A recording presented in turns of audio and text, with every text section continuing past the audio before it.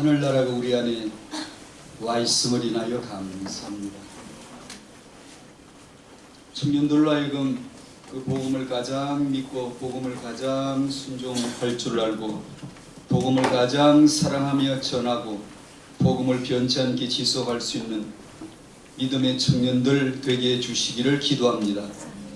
기도 제목에 이름 올라있는 이 청년들 그 마음을 맞아주시고 받아주시고 하나님 마음속에 품어주셔서 진리 안에 파묻힌 청년, 하나님의 마음을 공감할 줄 아는 청년들 삼아주시기를 기도합니다.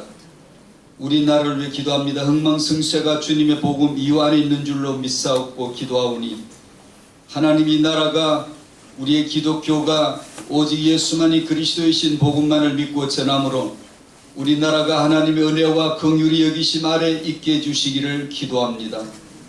주 안에서 결혼한 부부들을 위해 기도합니다. 남편과 아내를 그리스도와 그를 만난 교회 성도와의 관계 속에서 그리스도와 내가 연합됨 속에서 남편과 아내의 결혼 연합을 이해할 수 있는 복음 체험이 되게 해주시고 복음으로 결혼하고 복음으로 결혼 생활을 할 수 있는 그런 부부, 언약의 부부가 되게 축복해 주시기를 기도합니다. 또한 그들에게 언약의 자손들의 생명이 잉태되도록 복을 주시고 세계 복음화를 위한 언약의 전수가 될 수 있도록 전달될 수 있도록 함께해 주시기를 기도합니다. 육아 중인 부모에게 최고의 지혜를 성경 말씀에서 얻게 하시고 하나님 입에서 나오는 말씀으로 말미암아 받으며 또한 자녀에게 전달하며 마음에 새기며 자녀에게 새겨줄 수 있는 그런 부모 되게 해주시기를 기도합니다. 기도한 자, 특별히 찬양한 자 모두를 주님 받으시고 저들의 그 중심이 오직 그리스도 안에 있음으로 인하여 하나님께 영광 되게 해 주시옵소서. 이 시간 우리 모두 청년들로 하여금 하나님의 말씀에 귀 기울이게 하시고 귀 기울여지도록 마음이 열려지도록 진리에 접착되도록 진리가 땡기도록 그 마음에 담기도록 축복해 주시옵소서. 예수님의 이름으로 기도하옵나이다. 아멘.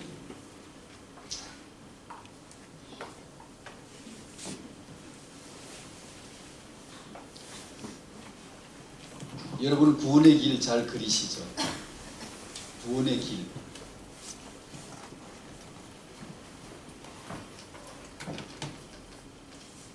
하나님. 그 다음에 뭐라 그래요?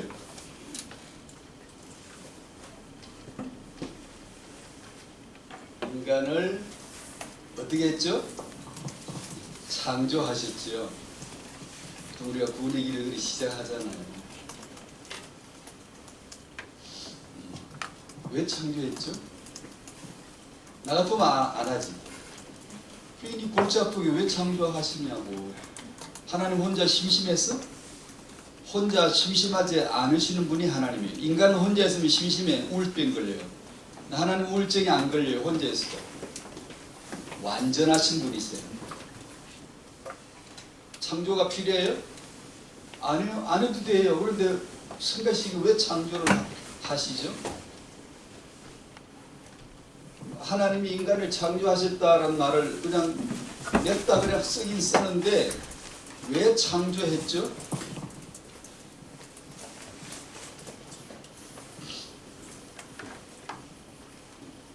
구원의 길을 설명할 때 보통 우리는 하나님이 인간을 창조하셨다로 시작을 합니다. 왜냐하면 창세기에 그렇게 나와 있으니까. 그러나 구약으로서는 창세기가 먼저이지만 신약에서는 창세가 먼저가 아니에요. 창조가 먼저가 아니에요.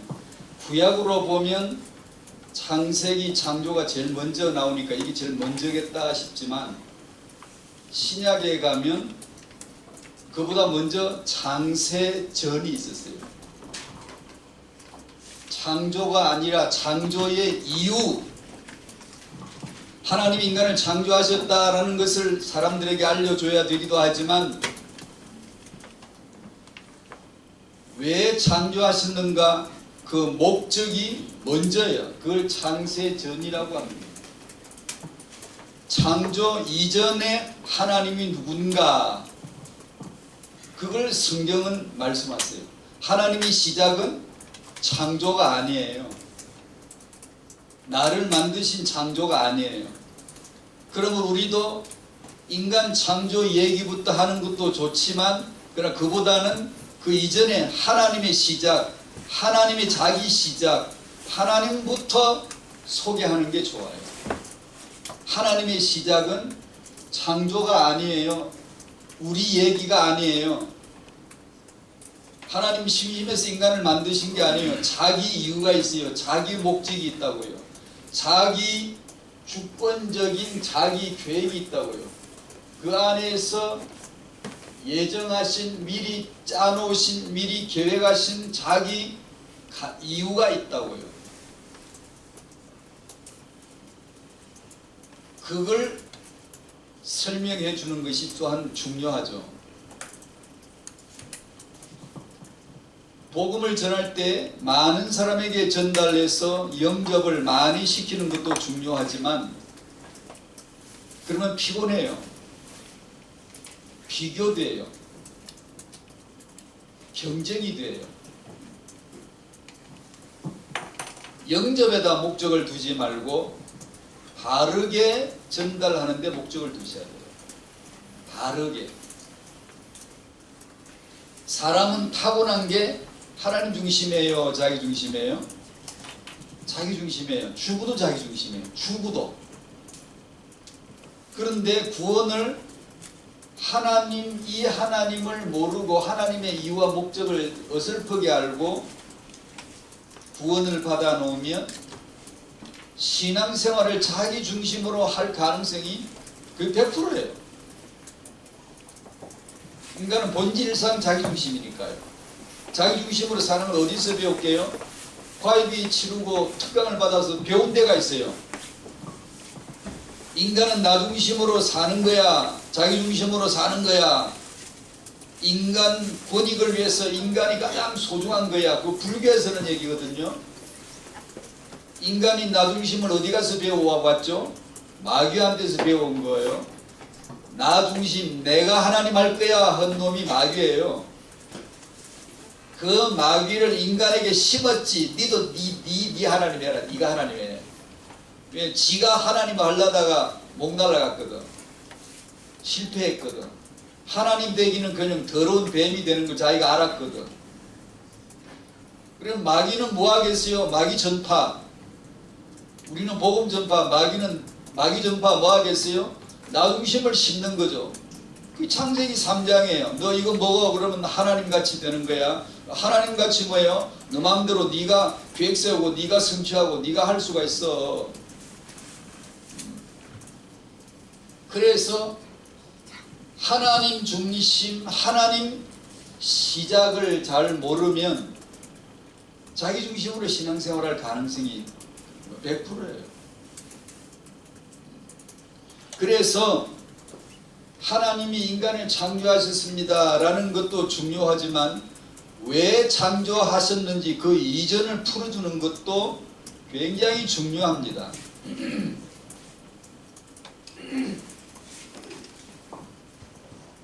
그래서 저는 주로 에베소서 1장 3, 4, 5, 6, 7절, 14절까지 이 부분을 가장 많이 즐겨 쓰는데요.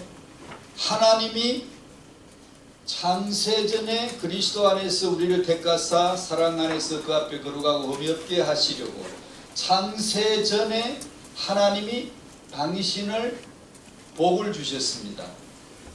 창세전에 하나님이 당신을 거룩하게 하셨습니다. 창세전에 하나님이 당신을 하나님의 자녀로 삼으셨습니다. 하늘에 속한 모든 신령한 복을 당신에게 주셨는데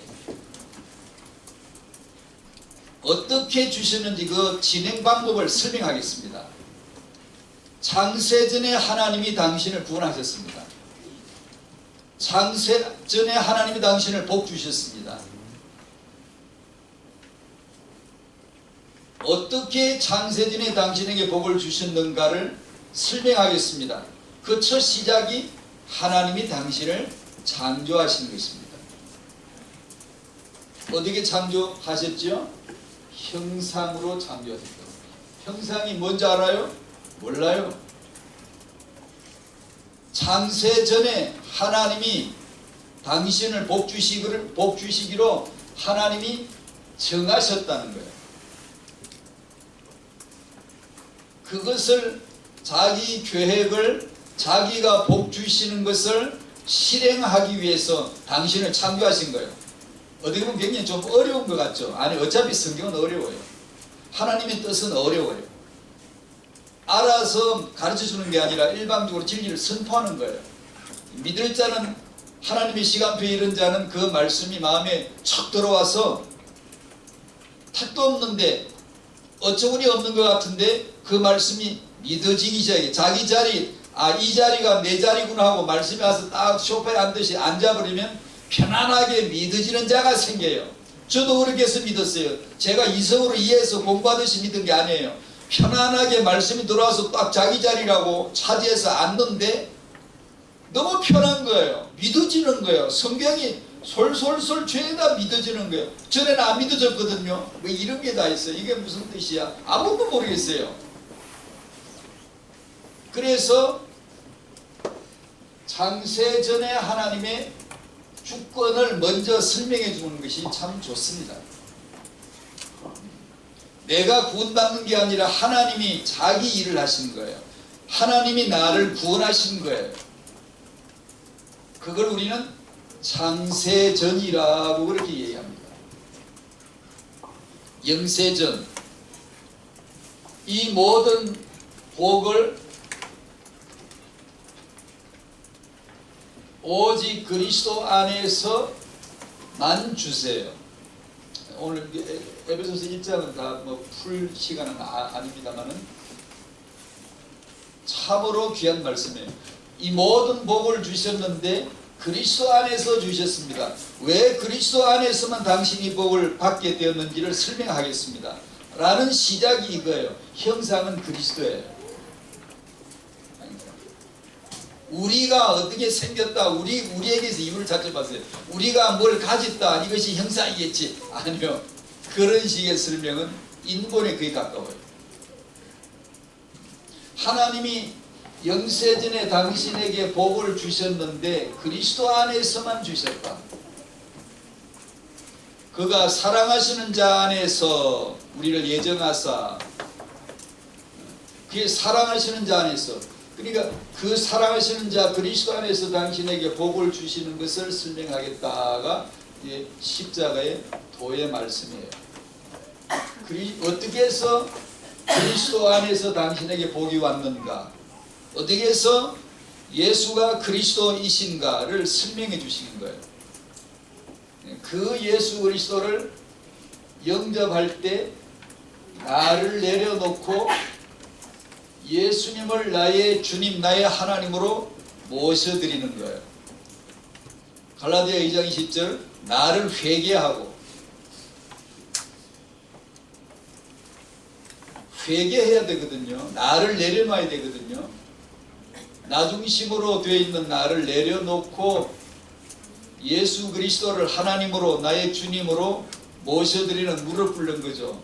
그래서 이런 찬송이 나온 겁니다. 찬송을 지금 불렀잖아요. 복되신 구세주 예수 내가 찬송합니다. 이것을 영접이라고 그렇게 얘기합니다. 왜 얘기를 청년들에게 하는 거 아니?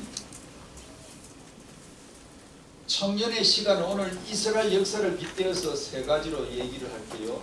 왜 청년의 시기가 중요한가?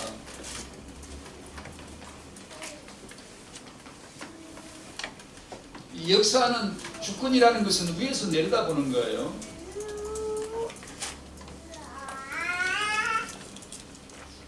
그 마추픽추가 산자락 아래에서 봐서는 안 보인다 그러더라고요.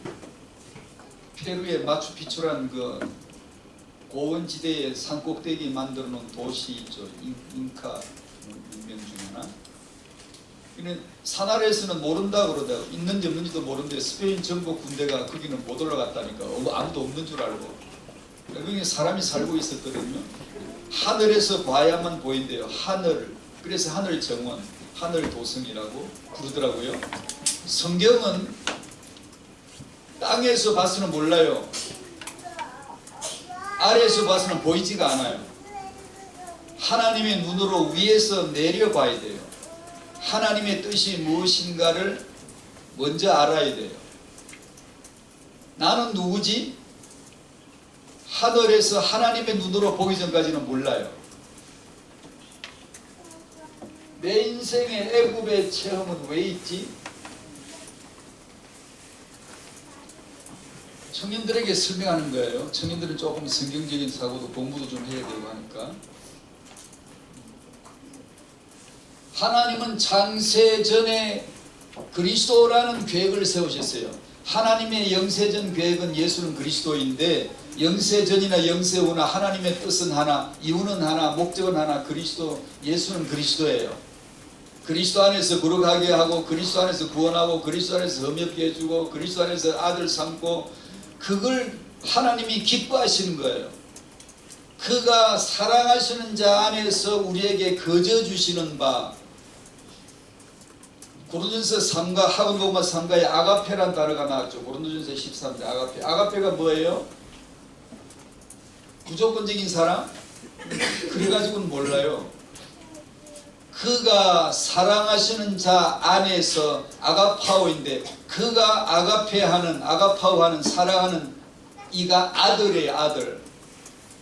아가페는 아들이에요. 하나님 아버지가 사랑하시는 아들 안에서 우리에게 거저 주신 은혜. 그러니까 예수가 그리스도라는 걸 알면 사랑이란 단어가 그 안에서 척 열리는 거예요. 지금까지는 땅에서만 봤는데 아래서만 위로 지켜봤는데 인본적으로 해석했는데 사랑은 이런 거야? 아가페는 이런 사랑이야? 아니요. 그건 모르는 거예요. 아버지가 아가페하는 아들을 알 때, 그리스도를 알 때, 아, 이게 사랑이구나. 그걸 아는 거예요. 근데 이스라엘 역사를 그 위에서 눈으로 하나님의 주권 관점으로 잠깐 설명할게요. 이스라엘 백성이 애굽에 들어가죠. 왜요? 영세전에 계획 세우신 예수는 그리스도 안에서. 우리는 창조부터 얘기를 하기를 좋아하지만 성경은 창조부터 얘기하는 게 아니에요. 창세전부터 얘기를 하시지.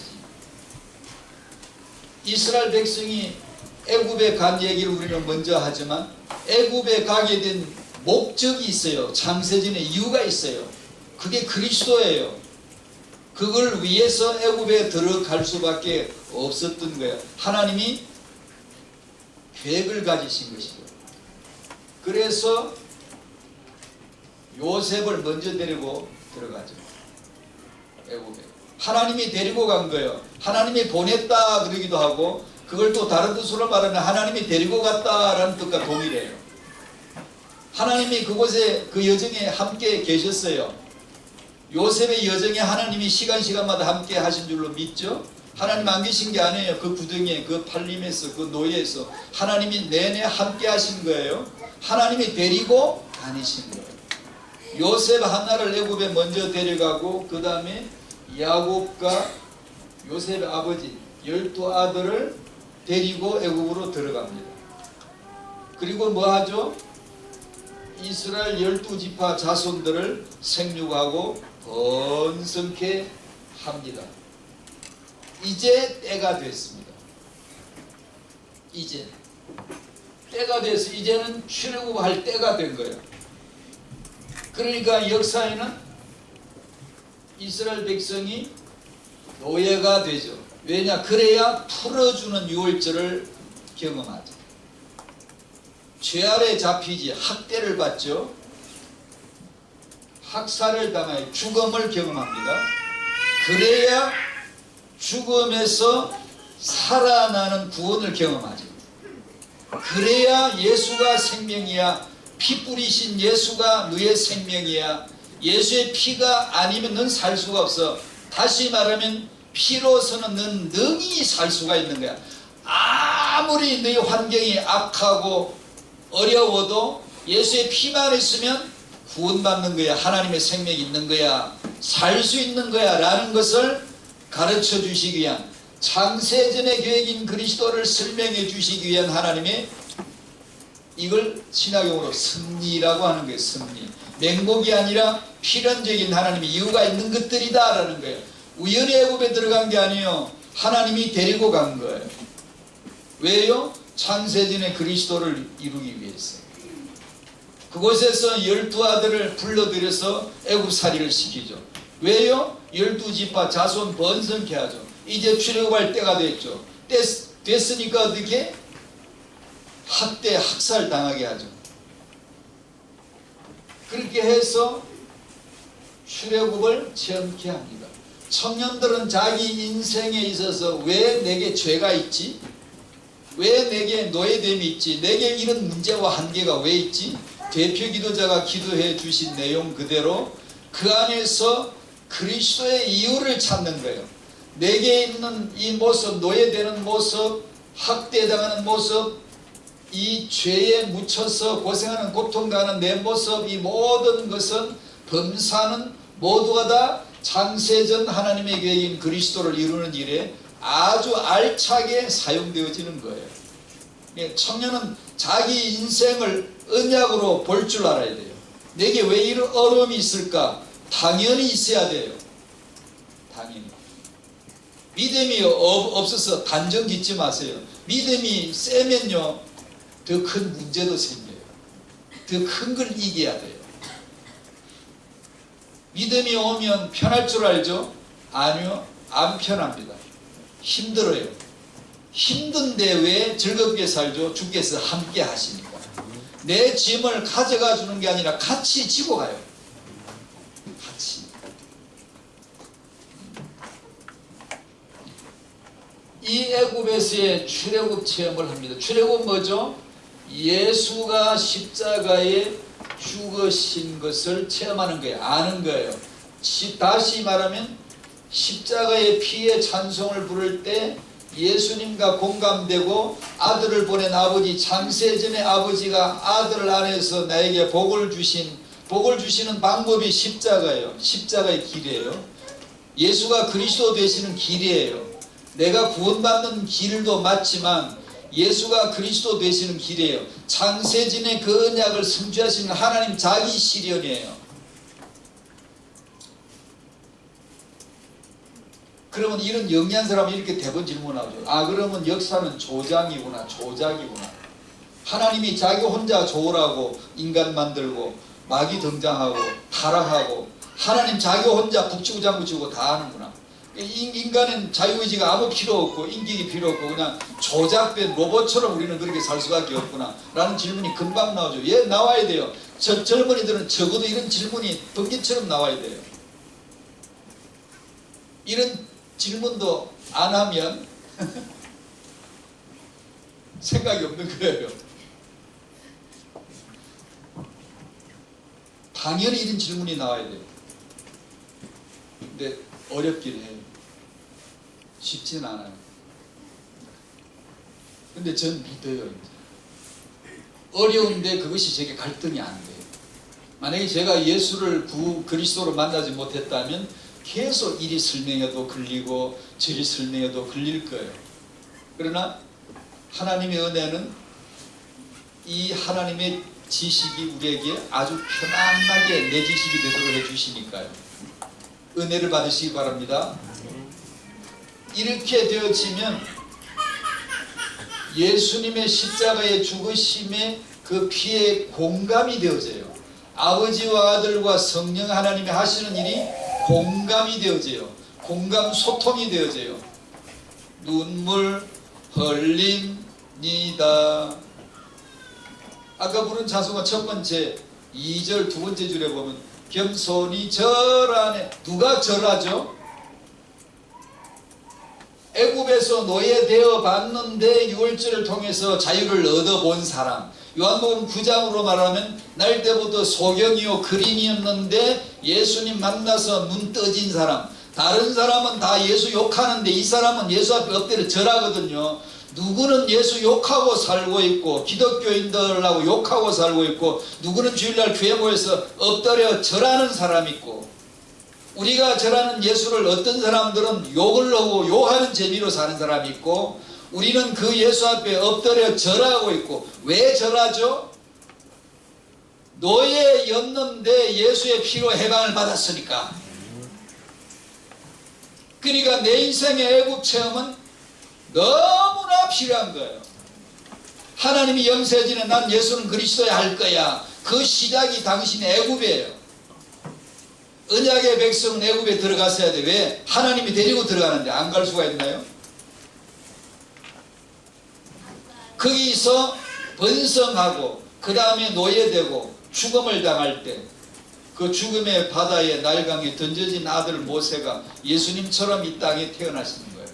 그래서 이스라엘 백성을 건져서 구원시켜서 데리고 쫙 나가잖아요. 우리의 예수, 우리의 모세 예수시잖아요.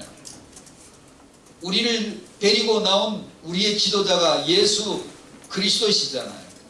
그걸 보여주시는 거예요. 역사는 위에서 보는 거다. 이 역사는 우연한 산물이 아니라 하늘에서 하나님이 주관, 경륜, 섭리하시는 것이다.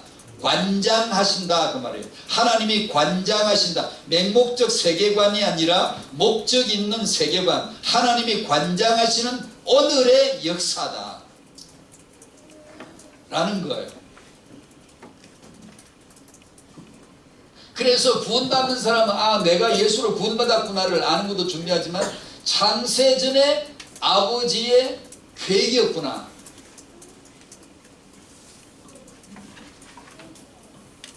그걸 알 때 우리는 그 아버지와 아들과 성령 하나님과 공감이 됩니다. 공감이 예배예요. 눈물 흘립니다. 흘려보셨습니까? 공감이 되면 눈물이 나요. 뭐가 공감이 되죠? 영세전에 하나님의 영원한 사랑이 공감이 되면요, 찌르르하게 사람의 행복에, 영세전에 아버지가 그리스도 안에서 나를 택하셨구나. 창세전에 그리스도 안에서 우리를 택하사 우리로 사랑 안에서 그 앞에 거룩하게 하셨구나. 거룩하게 하시는 진행 방법이 이 십자가였구나. 그 예수를 그리스도 오늘 영접하라고 하시는 거구나. 그럼 내가 영접 안 할 이유가 도대체 어디 있나?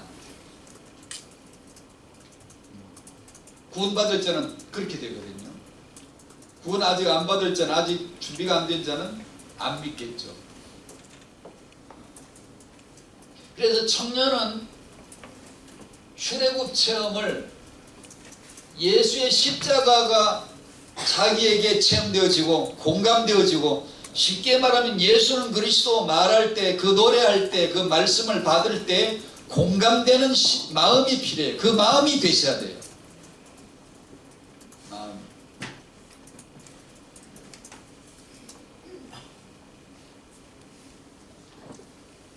예수님을 노래할 때 하나님의 마음과 공감되시기를 바랍니다. 공감이 잘 안 되죠. 되다가 안 되다 그래요. 당연하죠. 누구는 뭐 2-시간 또 2-시간 계속 공감되는 줄 아세요? 그런 사람은 이 세상에 단 하나도 없어요. 아니 저분은 믿음이 좋으니까 항상 공감되겠지. 아니요, 그런 거 없어요. 되다가 안 되다, 되다가 안 되다, 필름이 끊어졌다, 붙었다, 떨어졌다. 주일날 와서 말씀 들으면 정신이 싹 들었다가 공감되다가 또 나가서 잊어버리고, 왜 원래 그렇게 사는 겁니다. 그렇게 살다가 좀 빨리 이어보고 또 빨리 이어보고 그렇게 사는 거예요. 그러다가 점점 더 공감의 시간이 늘어가요. 하여튼 본질적으로는 공감이 돼야 돼요. 그래야 예배할 때 예배 맛이 나요. 안 그러면 기도할 때 공감 안 되는 기도는요, 그냥 하나님 따로 나 따로예요. 그냥 이기적이고 논리적일 수는 있지만 그 마음과 마음의 공감이 안 돼요. 창세전에 하나님이 공감이 되셔야 되거든요. 저는 잘 안 돼요. 그래서 안 되니까 새벽에 눈 뜨면 바로 말씀을 암송해요. 왜냐면 공감하려고. 꿈속에 꿈을 꾸면 하나님 말씀하고는 창세진의 언약하고는 아무 공감도 안 되는 이상한 꿈만 꿀 때가 많아요. 날개짓을 하고 하늘을 날다가 달리다가 쫓다가 쫓기다가 네. 어떤 때는 말씀 꿈속에서도 말씀 생각을 할 때가 있지만 그러나 너무 짧아요. 그래서 깨면 바로 말씀을 암송합니다. 저 같은 경우는. 왜냐하면 창세전에 그리스도 안에서 나를 택하신 하나님을 나는 기억하여 그 마음을 공감해야 되니까. 말씀으로. 그리고 공감하는 찬송을 불러보세요. 여러분이 찬송할 때 제가 늘 간혹 말씀을 드리잖아요. 공감이 된 자는 찬송합니다. 공감이 안 되거들랑 찬송하십시오. 공감이 되거들랑 찬송하십시오. 안 되거들랑 안 되게 돼 있어 사람은요. 안 되면 안 되는구나 하고 멍하게 앉아있지 말고 공감이 될 줄로 믿습니다. 하나님의 마음을 얻게 해주십시오 라는 믿음을 가지고 공감되게 불러야 돼요. 그러면 그 찬송과 가사가 공감이 돼요. 그러나 많은 사람들이 대부분 부르는 찬송이 공감 없이 그냥 노래 따로 나 따로 그냥 가사 따로 내 따로 부르고 있어요. 진리 따로 내 노래 따로.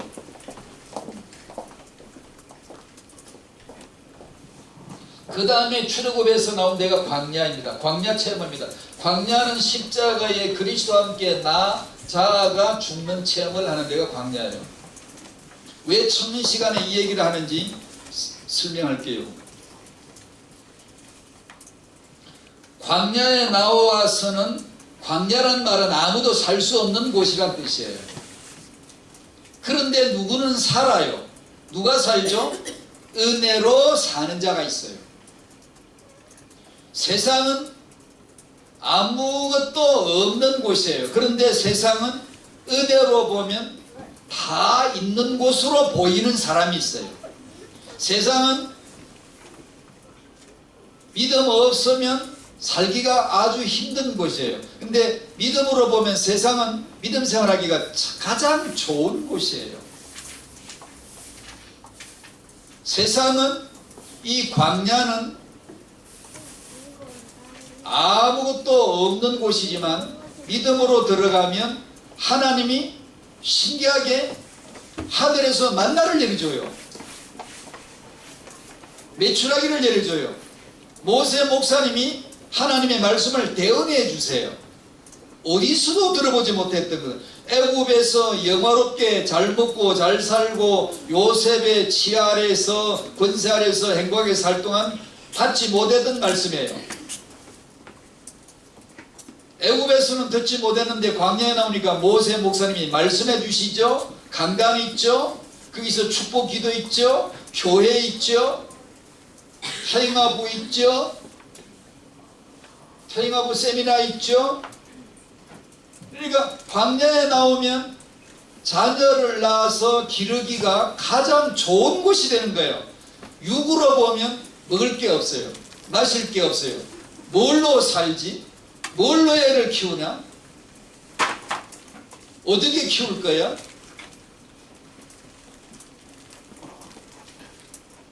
세상은 아무것도 없는 곳이지만, 광야는 아무것도 없는 곳이지만 모든 것을 갖추어 놓은 하나님의 장소입니다. 이 광야 체험을 하셔야 되거든요. 이 체험이 뭐냐 하면 광야에 나와서 1세대 출애굽 1세대는 전부 다 죽는 것을 경험합니다. 청년들은 예수님 죽으신 십자가로 구원을 받은 청년들은 이 십자가의 복음의 체험을 하고 그 다음에 이 십자가에서 내가 그리스도와 함께 십자가에 못 박혀 죽는 체험을, 나 죽음의 체험을, 자아의 죽음의 체험을 하셔야 돼요. 쉽지 않아요. 여러분의 육이 죽는 것이 쉽지 않아요. 왜냐하면 워낙 왕노릇을 했기 때문에 누가 조금이라도 건드리면 용납을 안 해요. 내가 힘이 있으면 대놓고 대들고, 힘이 없으면 말없이 속으로 절대 용납 안 해요. 마음으로 속으로만 절대로 용납 안 합니다. 자기 중심을 건드리면 화가 나요. 힘이 있으면 화를 표출하고 힘이 없으면 표출은 못하지만 속으로 화를 냅니다. 나라는 존재가 애굽의 신 뱀처럼 도사리고 있기 때문에 들려지지 않아요. 그래서 하나님은 예수 십자가로 말미암아 내가 그리스도와 함께 십자가에 죽는 체험을 야금야금 해주세요. 주일마다 말씀 받을 때 때로는 한꺼번에 세게, 때로는 야금야금 조금씩.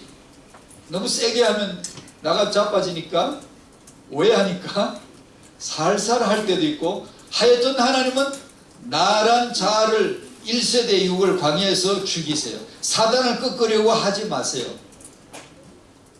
그리스도 안에서 당신 자아가 꺾이는 것을 경험해야 그때 즐거워야 돼요. 그때 겸손과 순종과 행복을 아는 거예요. 육의 겸손과 육의 행복은 다른 거예요. 그러나 영적으로 겸손은 내 자아가 무너져 내리고 낮아지는 겸손의 은혜를 입어갈 때, 야, 나도 주 안에서 겸손해지는구나, 나도 육이 깨트려지는구나, 전에는 불쾌했는데 이제는 인정하고 시인할 수가 있겠구나. 기다리면 되는 거지. 누가 나를 무시하면 기다리면 돼요. 그러나 육이 죽지 않으면 기다릴 수가 없어요. 사단을 꺾으려고 하는 것보다 자아를 십자가에 죽는 체험을 해야 돼요. 하나님의 나라를 어디다 세우는 게 아니라 내 안에다가 하나님 나라를 건설하는 것을 집중해야 돼요. 십자가로 내가 안 죽고 하나님을 위하여 큰 일, 큰 목표를 세우는 사람은요, 복음을 위해서 남을 죽여요. 하나님 이름을 대면서 핑계대면서 남을 죽이고 폭력도 행사해요. 역사에는 얼마든지 많아요. 그런 사람들. 십자가에 죽는 이 광야에서의 나가 죽는 이 체험을 안 하고 나는 하나님을 사랑할 거야, 그렇게 하면 무서운 일을 행할 수 있어요. 반인격적인 행동을 하면서 난 하나님을 사랑하는 거야, 난 예수를 믿어, 이런 사람이 있어요. 반지성주의적인 반인격적인 행동, 심지어 남을 죽이면서도 난 하나님을 위해서 하는 거야. 유대인들이 초대교회를 왜 죽였죠? 난 우리 여호와를 사랑하기 때문에 저들을 죽여야 돼. 그랬어요. 끔찍한 거예요. 종교 전쟁보다 더 무서운 건 없어요. 다른 전쟁은 일말의 자비가 있지만 종교 전쟁은 자비가 없어요. 신을 위하여, 하나님을 위하여 상대를 무참하게 없애버리는 거예요. 그게 가능해요. 왜냐하면 인간은 나 중심이니까요. 그래서 십자가에 죽는 것이 그래서 중요한 거예요. 결혼을 준비한다는 것 중에 준비가 바로 요거예요. 십자가에서 죽는다는 게 뭔가를 아는 것이 결혼 준비예요. 이거 빼고 다른 것을 짜주면 나중에 전부 다 자기를 위해 써요. 자기를 위해서 다 사용하게 돼 있어요. 때만 되면 나와요.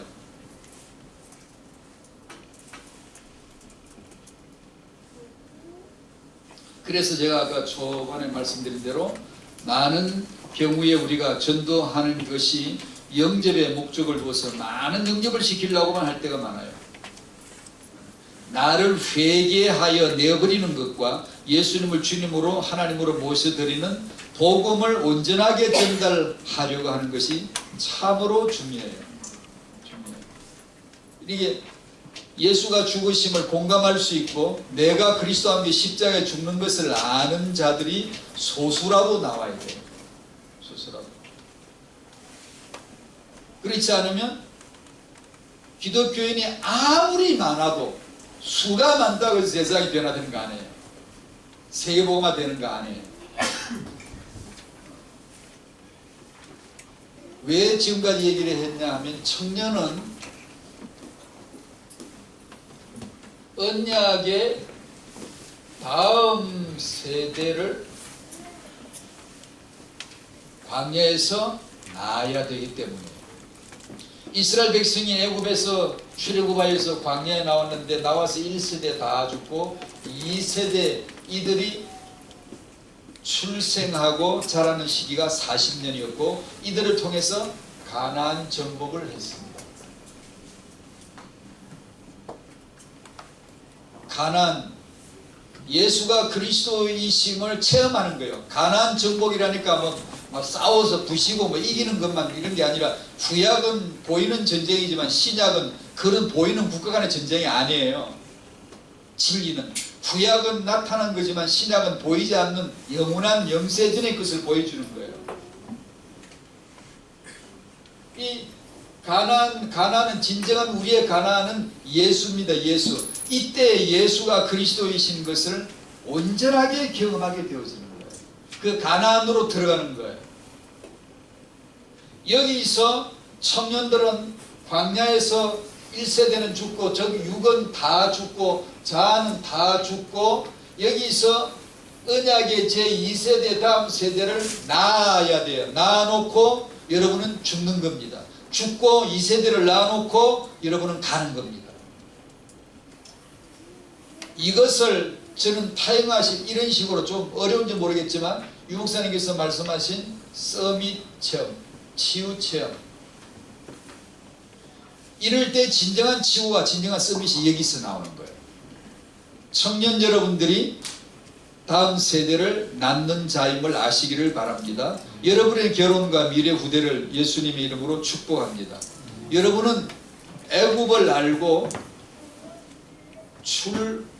애굽을 알고 애굽에서 내가 죄인됨을 나의 한계와 문제점을 알고 출애굽에서 예수의 십자가의 필연적 그 피의 필연적 이유를 알고 광야에서 나라는 육이라고 하는 자아라고 하는 것은 그리스도와 함께 십자가에 못 박혀 죽는 체험을 한 것이라는 걸 알고 이 사람이 결혼과 미래 후대를 출산함과 이 언약의 후대를 대를 이어가게 함으로써 가나안 정복을 이루게 되어진 것이다.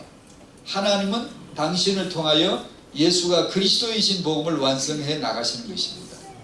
쓰임 받으시기를 바랍니다. 제가 덜 깨달아서 좀 어렵게 설명이 되어져요. 기도하겠습니다. 감사합니다. 청년들로 하여금 애굽의 영적 체험, 출애굽의 영적 체험, 광야의 영적 체험을 은혜로 할 수 있도록 말씀 열어주시기를 기도합니다. 저들 안에 말씀이 있음으로 진리의 청년, 저들이 말씀 받음으로 언약의 청년들 되도록 복의 복을 주시옵소서. 그래 저들의 미래 결혼과 미래 후대가 언약 안에서 회복되도록 축복하여 주시옵소서. 예수님의 이름으로 기도하옵나이다. 아멘.